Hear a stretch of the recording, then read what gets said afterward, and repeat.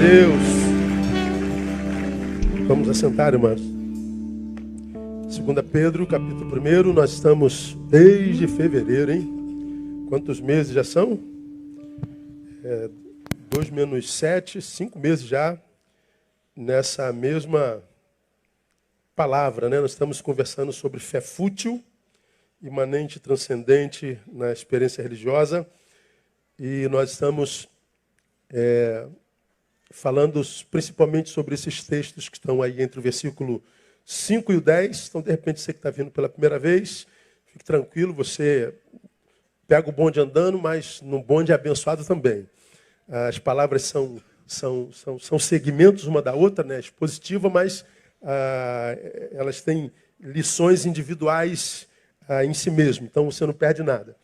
Querendo assistir todo o estudo, você pode ir lá no canal da igreja, clicar lá na primeira quarta-feira de fevereiro, ou segunda, alguma coisa dessa, de fevereiro não, de março, perdão, e você vai ouvir todos os estudos, todos eles eu acho que vale muito a pena, porque tem bom conteúdo.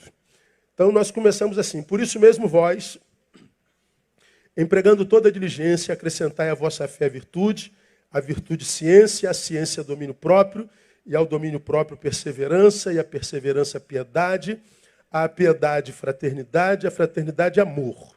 Por quê, Pedro? Porque se em vós houver e abundar essas coisas, elas não vos deixarão ociosos nem infrutíferos no pleno conhecimento de Jesus, nosso Senhor, de nosso Senhor Jesus Cristo. Pois aquele em quem não há essas coisas é cego, vendo somente o que está perto, havendo-se esquecido da purificação de seus pecados. Portanto, irmãos, procurai mais diligentemente fazer firme a vossa vocação e eleição, porque fazendo isso, leia para mim, nunca, jamais tropeçareis. Então, a recapitulação rápida. Quem quer vencer ociosidade, se tornar o sepulcro das suas próprias potencialidades. Quem quer vencer a infrutividade, árvore que não dá fruto. Portanto, árvore inútil, árvore que não serve para nada, está impossibilitada de ver plenitude. Árvore sem fruto, no evangelho é cortada e lançada fora. E não quer viver interrupção de processo, ou seja, nunca jamais tropeçar. Ele está dizendo: você precisa que em você haja e abunde essas coisas. Sempre salientando que não é a abundância de fé, é a abundância dessas coisas na fé. Que coisa, pastor? A gente vê a partir do verso 5, virtude, ciência, domínio próprio, perseverança, piedade, fraternidade, amor.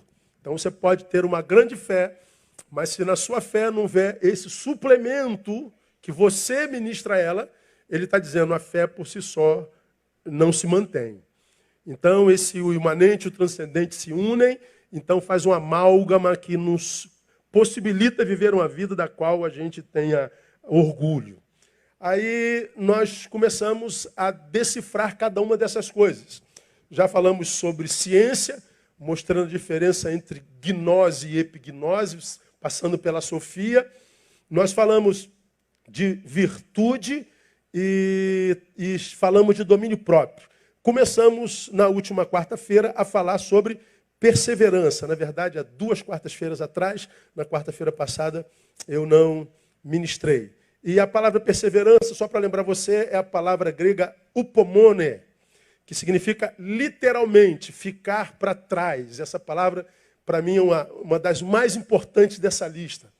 Ficar para trás, ou seja, fixo por opção. Eu falei lá naquela quarta-feira que por muito tempo eu pensei que perseverança fosse exatamente ao contrário, né?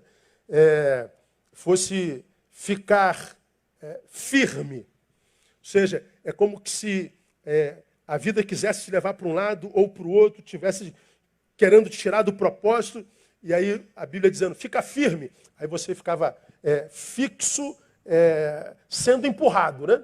Você está sendo empurrado, você está sendo tentado, você está sendo levado a ser demovido, mas aí entrava a palavra persevera, Neil, fica firme. Pois é exatamente o oposto. A palavra perseverança significa ficar para trás. Não é porque alguém está te empurrando para lá ou para cá, não. é porque a vida vai no sentido que ela vai. A vida simplesmente vai.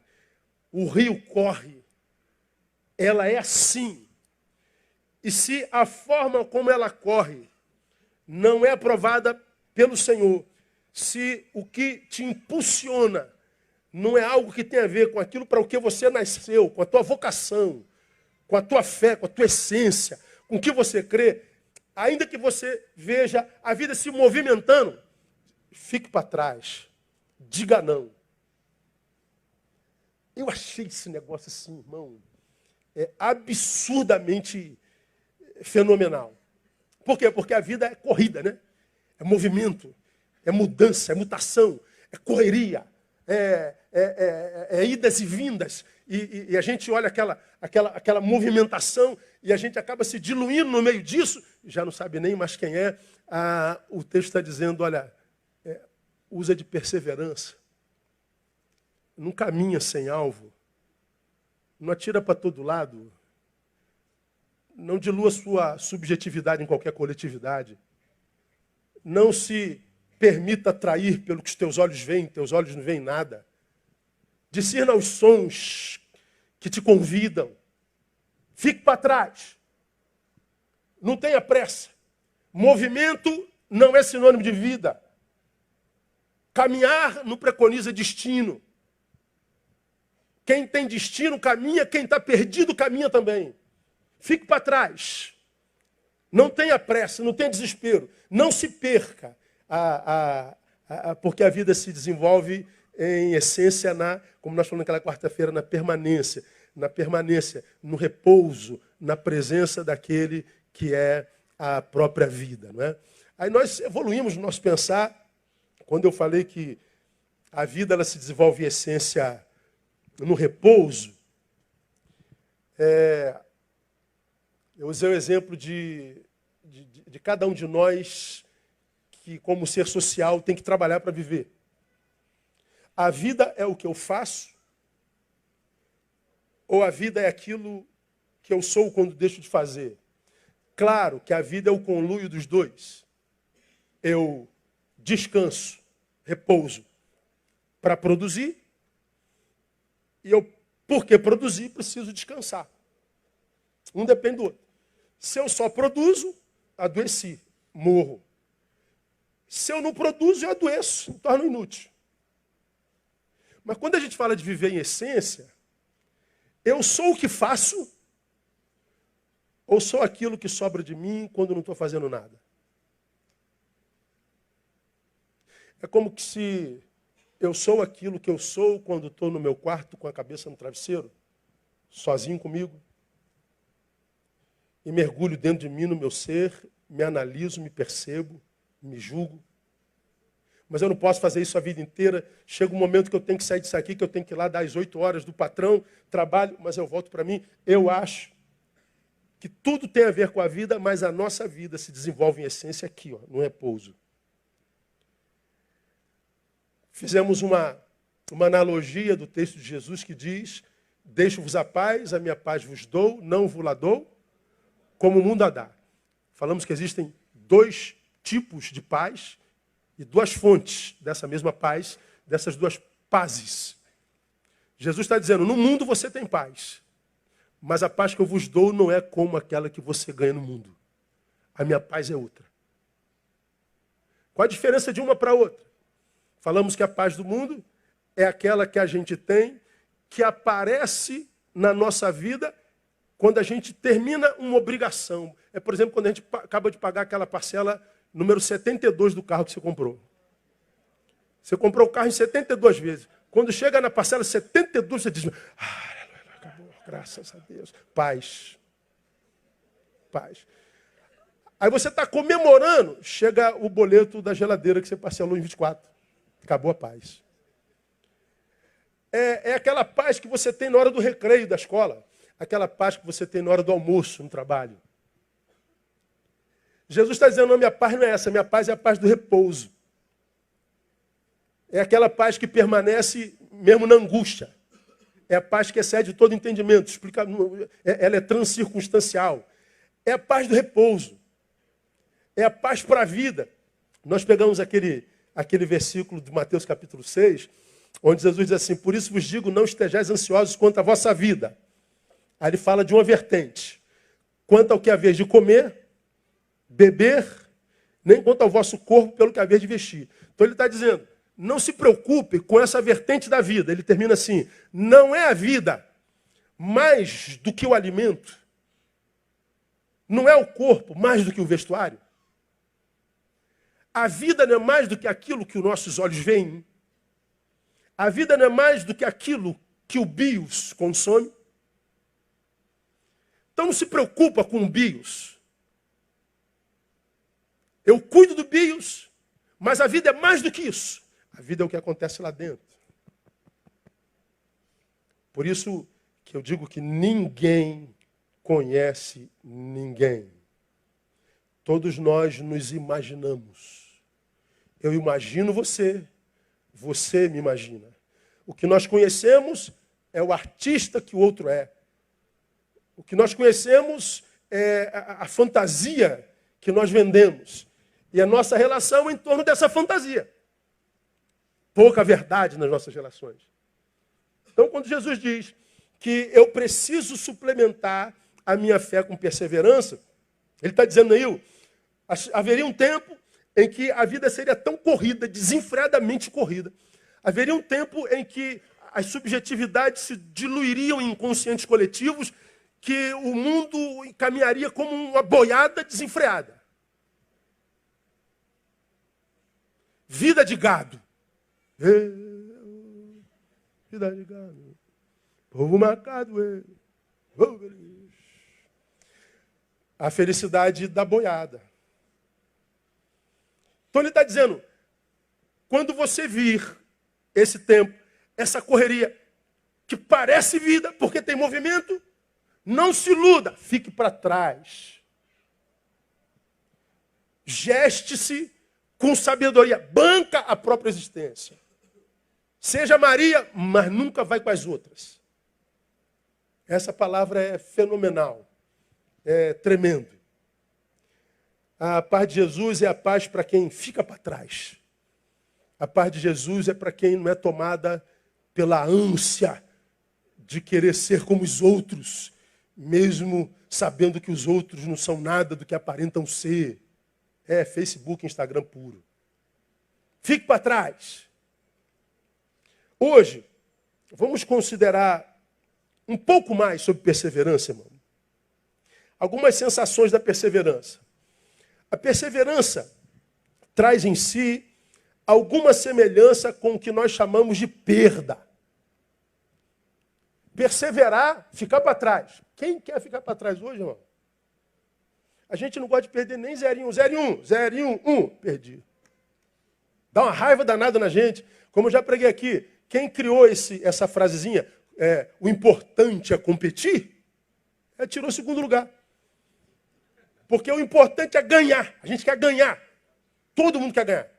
Vem a Bíblia e diz, fica para trás. Ninguém quer ficar para trás. Quando a gente fica para trás, a gente tem sensação de que a gente está perdendo. E ninguém quer ficar para trás. O que acontece? Porque você não sabe esperar em paz, como eu já falei aqui. Você toma atitudes na vida pouco pensadas. Muito pouco raciocínio antes das ações. A gente se torna uma pessoa passional. A gente vai atrás do instinto. A gente vai atrás da sensação do momento. O que acontece? A gente vai entrando em times, causas, a gente vai entrando em projetos que tem sentido na hora, a gente mergulha nisso, depois a gente já está tão mergulhado que dali não pode sair mais. Criamos a nossa própria cadeia. Quando a Bíblia diz fica para trás, você tem a sensação de que está perdendo, porque a vida é movimento. Está todo mundo indo. Aparentemente, a pergunta é para onde? Movimento é sinônimo de vida? Mostrei na quarta-feira passada que não. No vale de ossos secos. Eu profetizei como o Senhor me disse e houve um ruído. Ossos se juntaram, músculo, carne e pele. Houve um grande ruído, mas diz o texto, não havia vida neles. Só houve vida quando o Senhor soprou o fôlego de vida. Então, movimento, ajuntamento, aparência, não é sinônimo de vida. Então, ele está dizendo, fique para trás. Então, a palavra perseverar, no português, tem a mesma raiz de perder. Ninguém quer perder. Por isso nós temos muita dificuldade de perseverar. Todos estão indo, pastor. Aparentemente evoluindo. Aparentemente felizes. Eu fico para trás, então eu estou perdendo. Tem sentido. Tem sentido. Eu dou um exemplo desse sentido. Pega o exemplo das pessoas que você conhece. Vou dar 3 exemplos. Que lutaram muito para emagrecer. Lembra de alguém que emagreceu a beça? Perdeu 30 quilos, 40. Lembra de alguém? Claro que toda regra tem exceção. A pessoa passa a se achar a mais gostosa das gostosas do planeta. Problema nenhum. Se fosse só estima. Mas o que acontece? A pessoa começa a se exibir. A pessoa começa a botar os biquinhos. Falei sobre isso outro dia. A foto vai rodando. Ó. Dá para entender, não? Dá. A estima vem. Só que daqui a pouco começa o exibicionismo. Essa pessoa, se não tiver no Senhor, ela vai deixando o Senhor para trás e entra na vibe do exibicionismo pelo exibicionismo. Ela vai promovendo o corpo, ela vai promovendo a si mesma. Por quê? Porque as paniquetes estão bombando na rede. Então eu quero ser uma paniquetezinha. Gospel. Fique para trás, irmã. Curta a sua saúde, curta a sua beleza. Mas não faz disso um cartão exibicionista. Não muda a mensagem que você pregava antes dessa beleza. Fique para trás, não se contamine, não se polua. Dá para entender? Daqui a pouco está deixando o Senhor, está deixando o altar. Exemplo de grande parte dos crentes que se divorciam. O cara foi casado 15, 10, 20 anos. Divorciei. Agora o cara quer pegar todas. Ela quer ser pega por todos. E aí enfia o pé na jaca. Cada dia traz um parceiro para a igreja. Acontece isso não? Não aqui. Aqui é uma bênção. Os crentes aqui dessa igreja, não é verdade? Aí a gente fala assim, mas semana passada você estava com outro. Não, estou tentando ganhar todos para Jesus, pastor. Tá. Tá bom. Pois é, o que você quer que eu faça? Eu não posso fazer nada. A gente não faz nem com a filha, né, cara? Ainda mais com a filha dos outros. Aí a pessoa diz assim, pô, eu fiquei 30 anos preso nesse casamento, agora que eu estou livre, eu vou enfiar o pé no jaco, pastor, vou deixar o Dom Juan baixar e o que passar na minha frente eu pego. Pois é, fique para trás, irmão. Fique para trás, irmã. Continua sendo quem você é depois do teu divórcio. Não se reduz a um pedaço de carne que é comido. E nem a um vampiro que suga sangue dos outros. Pega o exemplo de crentes que se desviaram, por exemplo, que não são poucos hoje no Brasil evangélico. Eles se divorciam e agora querem demonstrar de qualquer jeito o quanto estão mais felizes e o quanto estão mais livres. Estão mais light. Aí passam a ofender o evangelho, passam a ofender a igreja, passam a ofender a instituição, passam a ser o inimigo do lugar onde ele conheceu a Jesus e se formou. Querem mostrar o quanto estão melhores. Mentira. Quem está bem não exibe felicidade. Felicidade não se vive, se exibe, se vive. Toda felicidade exibida é mentirosa. Ou seja, o que acontece geralmente com esse crente? Ele enfia o pé na jaca, por quê? Porque eles acham que isso é vida. Mas, pastor, já que eu era gordinho, nego me zoava. Agora que eu estou gostosa, o senhor acha que eu não vou diminuir meu biquíni? O senhor acha que eu não vou botar meus peitos para fora? O senhor não acha que eu vou matar os homens de vontade? Ah, eu vou. Por quê? Porque para você isso é vida. Jesus está dizendo que a vida não é corpo. A vida não é o que eu como, não é o que eu visto ou deixo de vestir. A vida é mais do que isso. Poxa, eu fiquei com uma mulher minha vida inteira, agora que eu posso ter 30, eu estou dizendo que eu não posso? Eu não estou dizendo que você não pode nada. A Bíblia está dizendo, fique para trás.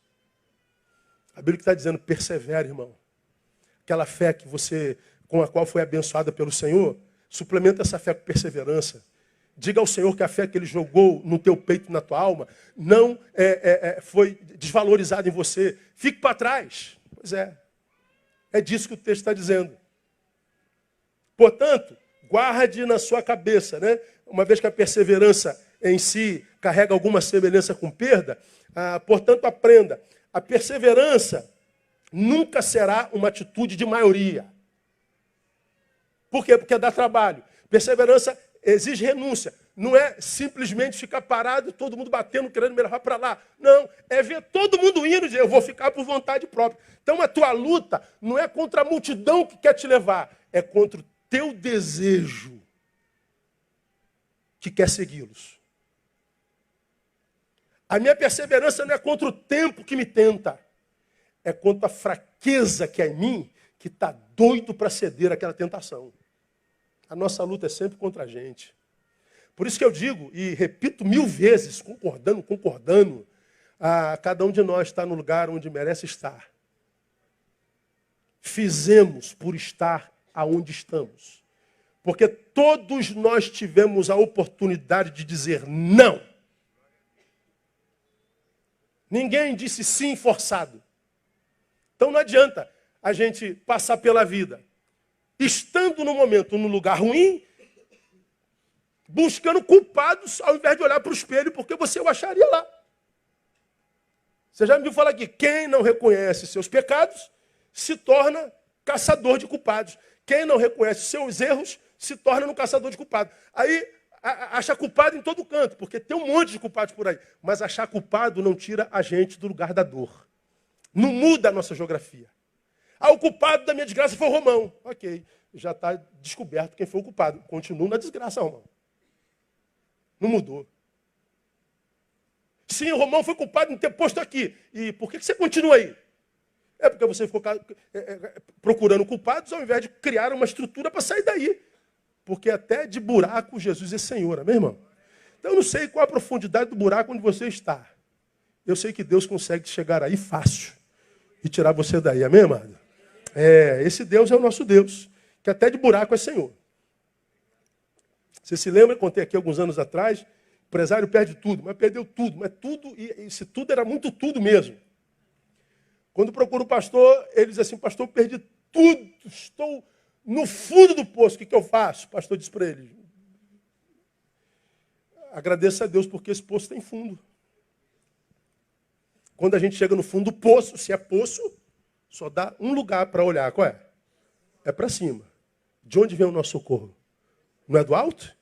Então, no poço, olha para o alto e clama ao Senhor que o socorro vem no nome de Jesus. Agora, perseverar é ficar para trás.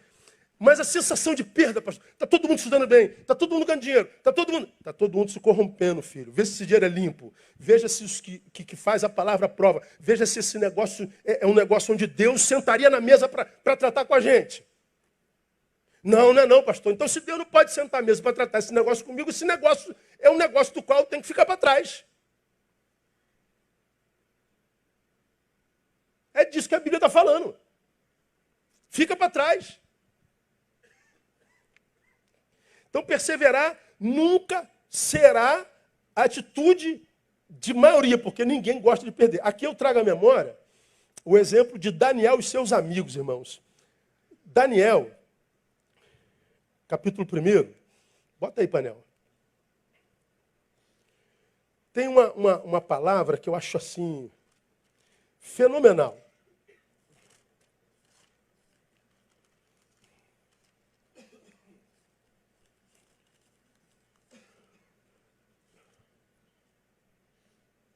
que eu já preguei aqui, você que é antigo vai se lembrar disso. Diz traz uma lição para nós que eu acho assim, fenomenal. Todos nós conhecemos a história de Daniel, mas atente para esse versículo aí. No ano terceiro do reinado de Joaquim, Jeoiaquim, rei de Judá, veio Nabucodonosor, rei de Babilônia e Jerusalém, e a sitiou. Então, Jerusalém, a cidade santa, foi sitiada por Nabucodonosor. O povo de Deus está sitiado. Deus se manifesta. Na nossa cabeça, o que Deus faria? Ia se levantar contra Nabucodonosor e ia libertar o povo. Não seria lógica, sim ou não? Agora olha o versículo 2. E o Senhor lhe entregou nas mãos a Jeoiaquim, rei de Judá, e uma parte dos vasos da casa de Deus, e ele os levou para a terra de Siná, para a casa do seu Deus, e os pôs na casa do tesouro do seu Deus. Olha só, o inimigo sitia Jerusalém, sob a liderança de Nabucodonosor, diz que Deus se manifesta, fazendo o quê? Pegando o povo dele e entregando na mão de Nabucodonosor. Meu inimigo está aqui para me pegar, Deus, ao invés de se manifestar, acabando com o meu inimigo, ele me pega e me entrega para o meu inimigo. Eu vou facilitar teu trabalho, tá, inimigo? Leva ele. Leva as coisas que estão na casa dele também. Pergunta. Quem foi que entregou o povo ao inimigo? Quem foi? Deus. Se Deus me entrega ao inimigo, tal entrega é uma bênção ou é uma maldição? Pense. Bênção ou maldição? Bênção, né? Então, Deus abençoa teus servos aqui presentes. Entregue todos eles na mão do inimigo. Não, pera. Não vamos chegar lá. Eu estou sob o domínio do inimigo. Quem me trouxe aqui? Deus. Vamos caminhar. Segura aí. Agora olha outra situação. Versículo 4. O povo já preso por Nabucodonosor. 3. Então disse o rei Aspenaz, chefe dos seus eunucos, que trouxesse alguns dos filhos de Israel dentre a linhagem real e dos nobres, jovens em quem não houvesse defeito algum, de bela aparência, dotados de sabedoria, inteligência e instrução, que tivessem capacidade para assistirem no palácio do rei e que lhes ensinasse as letras e a língua dos caldeus. E o rei lhes determinou a porção diária das iguarias do rei e do vinho que ele bebia, e que assim fossem alimentados por 3 anos, para que no fim desses pudesse estar diante do rei. Pense.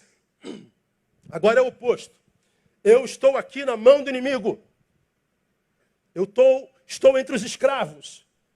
Aí vem uma ordem do rei lá no palácio e diz assim: tira do meio desses escravos alguns meninos inteligentes, bonitos, capazes, para virem servirem no palácio e comerem da minha comida. Aí esse menino seria pego aqui do cativeiro, do buraco, ia ser levado lá para o palácio e comer a comida do rei. Comer a comida do rei. Sair da escravidão e vir para o palácio. Bênção ou maldição? A mosquinha voando, está ouvindo?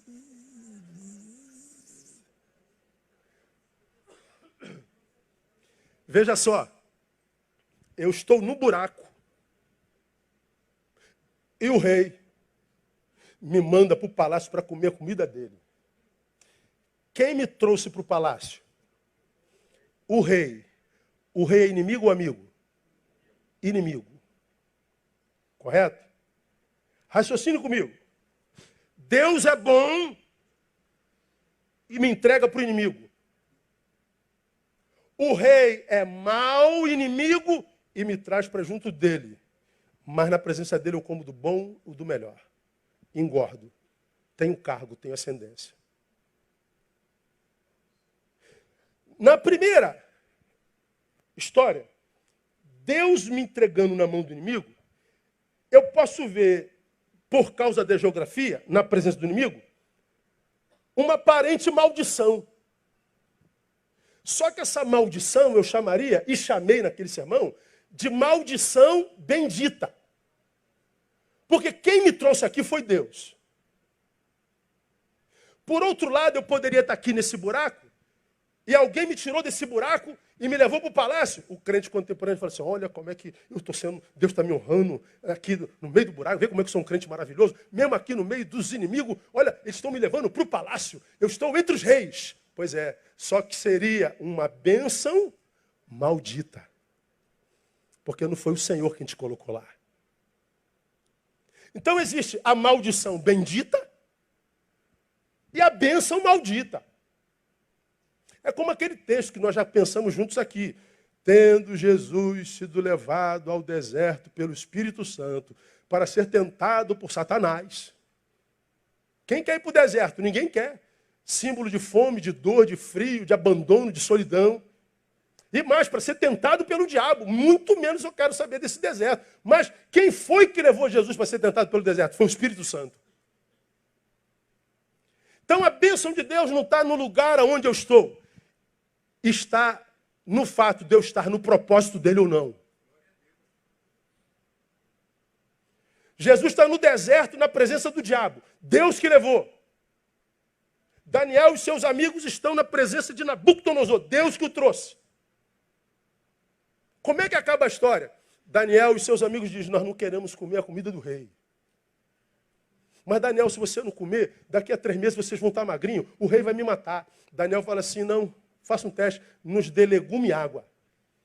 Depois de 3 meses volta, nós vamos estar mais bonitos que os outros. Aconteceu exatamente assim, quando passou os 3 meses, os escravos que continuaram entre os escravos estavam gordos. Por que eles estavam gordos no deserto, comendo legume e água? Porque eles estavam na presença do Altíssimo. Eles ficaram para trás. Eu não quero esse manjar do rei que estão me oferecendo, esse conforto, essa facilidade, essa honraria, porque nessa mesa aí Deus não sentaria comigo.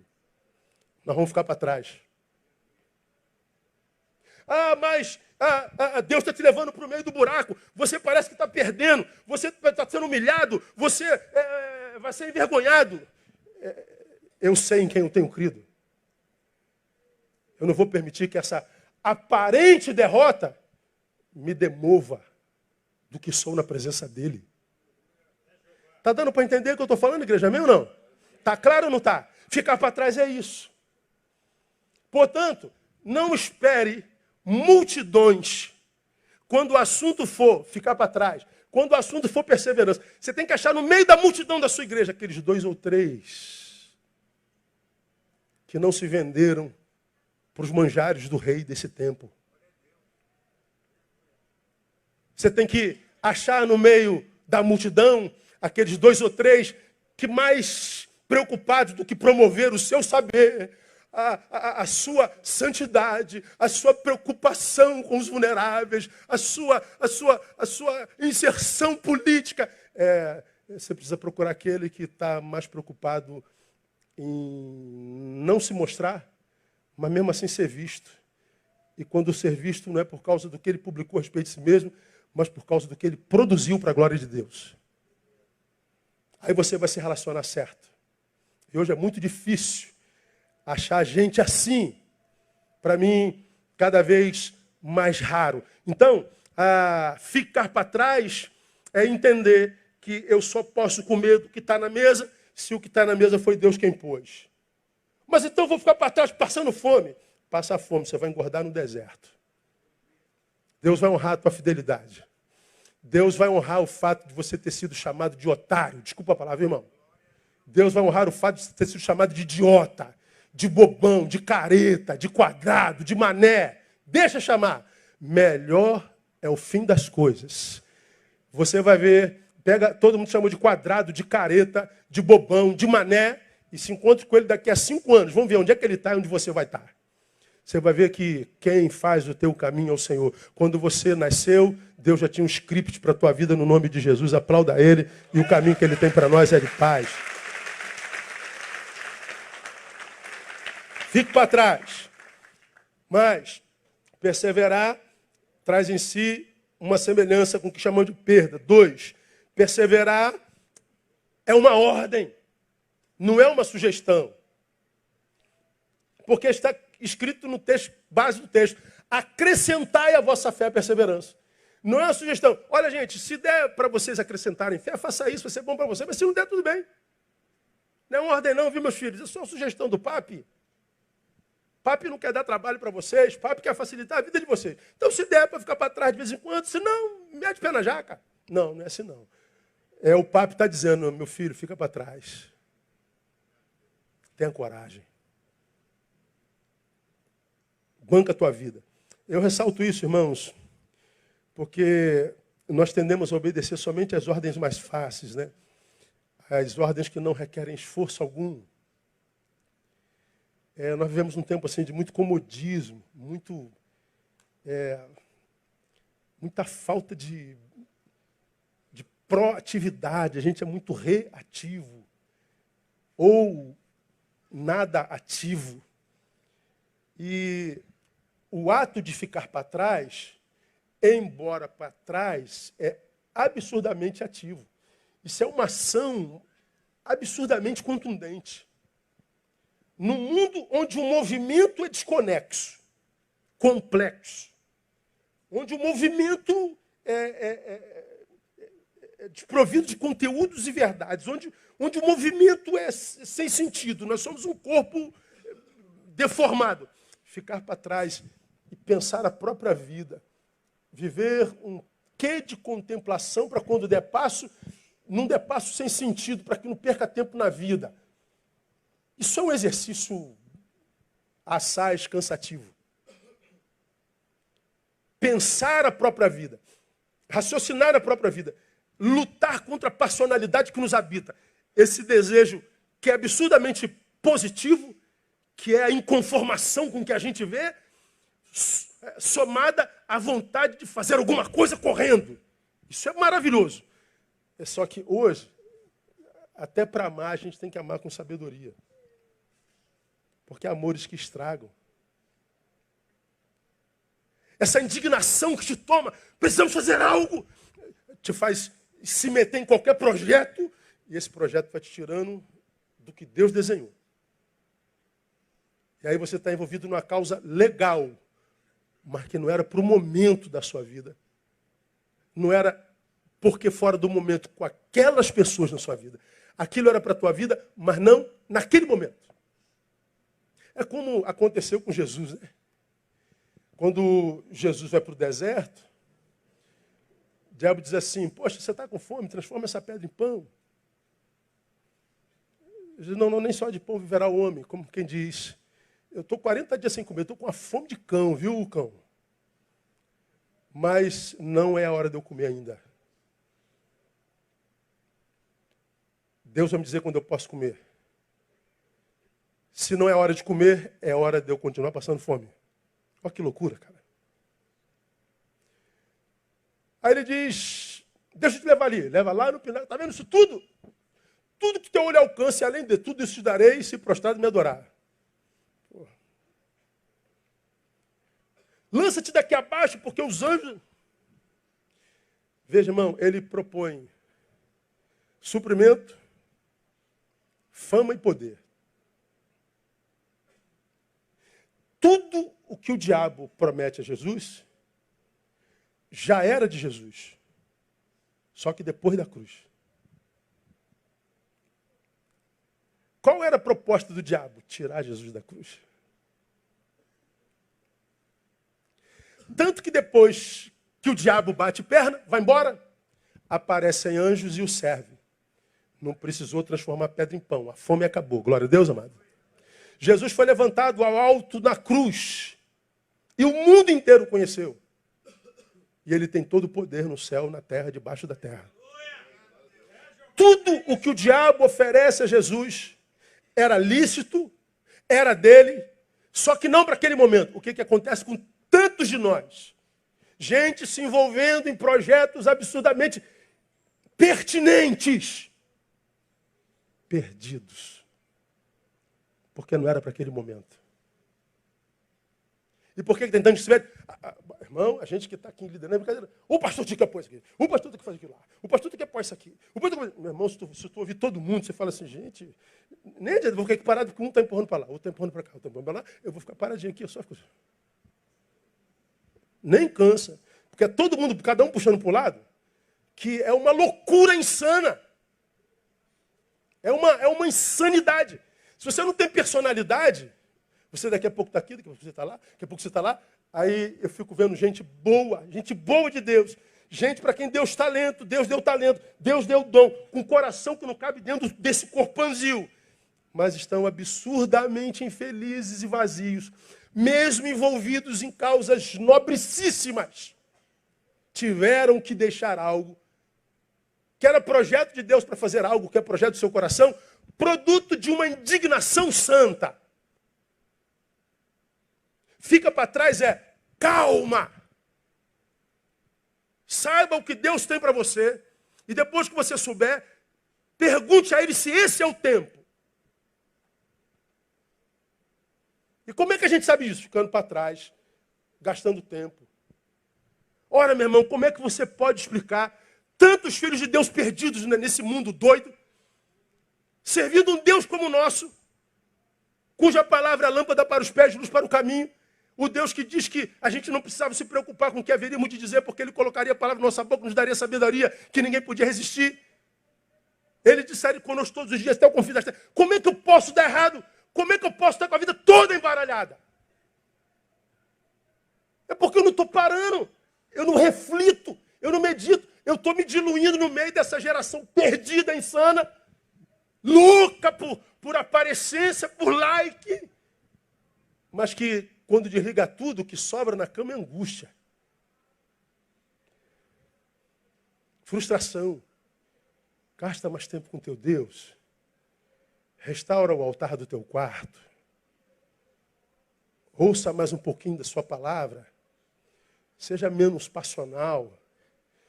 Não espere multidões. Perseverar é uma ordem. Mas perseverar é uma necessidade. Para quem não quer ociosidade, se tornar o sepulcro dos seus potenciais. Tanto potencial, mas tudo aqui, preso, ocioso. Para quem quer ser árvore, todos somos.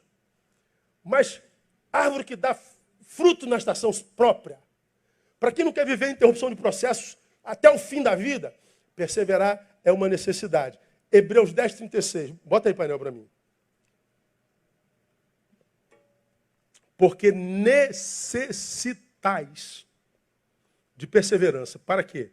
Depois de haver desfeito a vontade de Deus, diga aí. Então é possível que eu faça a vontade de Deus e não alcance a promessa? Sim. Sim.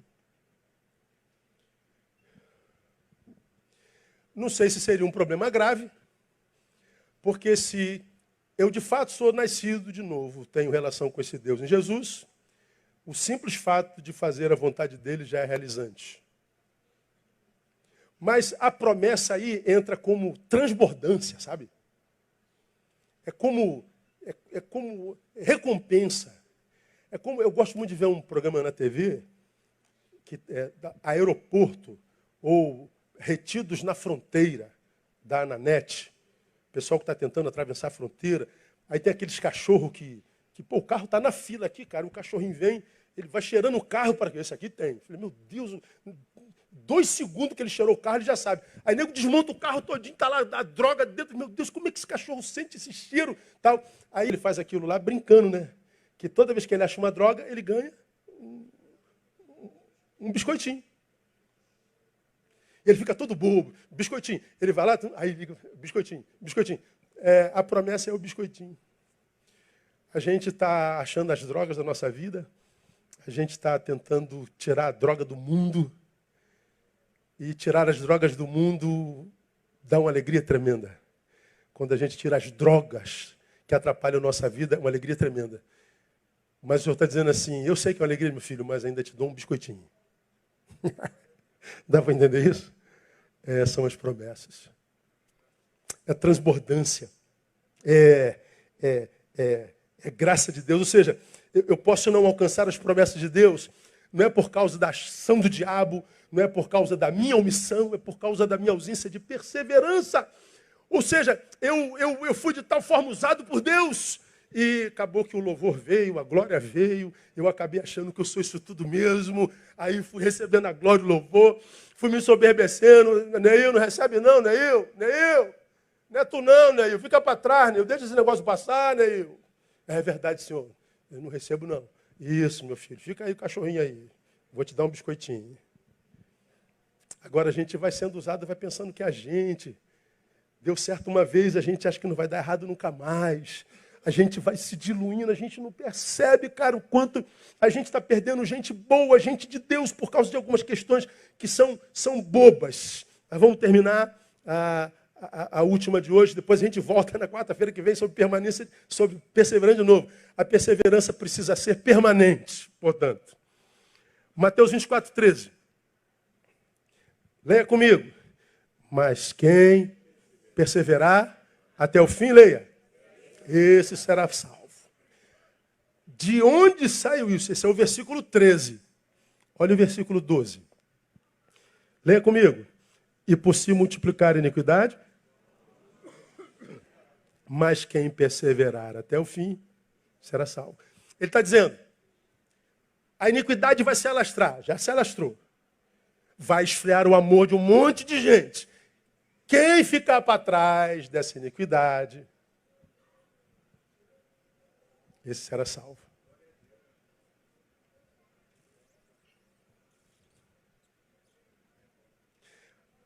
Veja o mundo, de um lado, como observador, como analista. Quando você vai dar teu tiro no mundo para tentar fazer o teu papel no mundo, vai na boa. Não dê tiro para todo lado. Tudo quer salvar todos. Você não salva ninguém. Acha o teu lugar no corpo. É um dedinho, seja dedinho. A orelha, seja orelha. É baço, seja baço. Não entra numa de seu corpo inteiro. Se mete aqui, se mete ali, se mete lá, se mete lá. A intenção é ótima. Se cansa, fica pelo caminho e corre o risco de não ser achado por ninguém. Atira certo. Descubra teu dom. Desde que falem de você, você tem que fazer aquilo. Você é obrigado. Você, pô, meu irmão, você fica louco. Ignora as vozes e ouça a voz das vozes. Ele tem um plano para a sua vida. Glória a Deus, amado. Se você nasceu, quantos aqui nasceram? Diga glória a Deus. Tem um plano para você no Todo-Poderoso. Tem um plano para você. Então atire certo. Mas a tal perseverança deverá ser permanente por causa desse texto aqui, ó. Mateus 10, 22. E sereis odiados de todos por causa do meu nome. Mas aquele que persevera até o fim, esse será salvo. O que isso quer dizer? Preste atenção. Que a correria sem destino, esse movimento ininterrupto, o vai e vem desnecessário, seriam tão intensos que os que não mergulhassem nisso estariam atrapalhando esse status quo. Atrapalhariam os que nisso estão, ou seja, os discípulos de Jesus seriam um problema para o status quo. Vão nos odiar e quererão nos matar. Por exemplo, os valores da sociedade estão mudando tudo, então? Pois bem, a igreja ainda resiste. Então nós somos os retrógrados, nós somos os quadrados, nós somos os religiosos, nós somos os porcaria, nós somos as pragas. Pois é, só que isso é irreversível. Vai deteriorar completamente. Os que não se dobrarem a isso vão ser odiados. Os que ficarem para trás estarão sinais da deformação, que a gente chama de pós-modernidade e de transmodernidade, que na qual grande parte dos discípulos hoje só se acusa o pecado institucional, não tem mais pecado pessoal. Ninguém fala mais de pecado do indivíduo, do sujeito. Por que não? Não tem mais? Claro. Só que, como quase todos nós incorremos nesse pecado, a gente sai do pecado pessoal, passa para o institucional. Ainda passa como o cara que está lutando contra o sistema.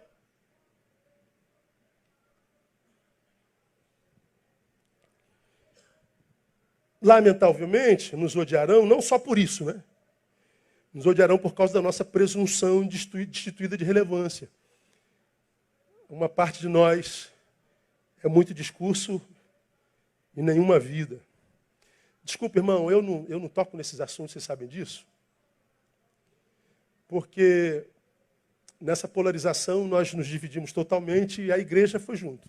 Temos a igreja da esquerda e temos a igreja da direita, e elas não se comunicam. A gente estava ontem lá no Ministério Público Estadual, numa reunião com o Ministério Público Estadual, tratando de assuntos de intolerância, de racismo, essa coisa toda. Dei minha contribuição no finzinho. Um pastor que estava lá presente falou assim: eu sou pastor de esquerda mesmo e nenhum bolsonarista é bem-vindo à minha igreja, não. Respeito. Mas teve um outro, mesma coisa, é uma moeda com duas facetas. Aí eu falei, gente, nós pecamos. A nós foi dado o ministério da reconciliação. Todo mundo se dividiria, nós entraríamos no meio para ser ponte. Então aqui do lado era para sentar o quem chama Bolsonaro e quem chama Lula de Anjo Gabriel. O anjo, Lula e o Messias, Bolsonaro. Adoradores. Ok, cada um adora quem quiser na terra, mas transcenda essa adoração terrena e comunguem como irmãos por causa do sacrifício de Jesus. Não conseguimos mais fazer isso. Raros os que conseguem. Então nós temos um discurso por lá de lá. Só que é muito discurso, é muito Facebook.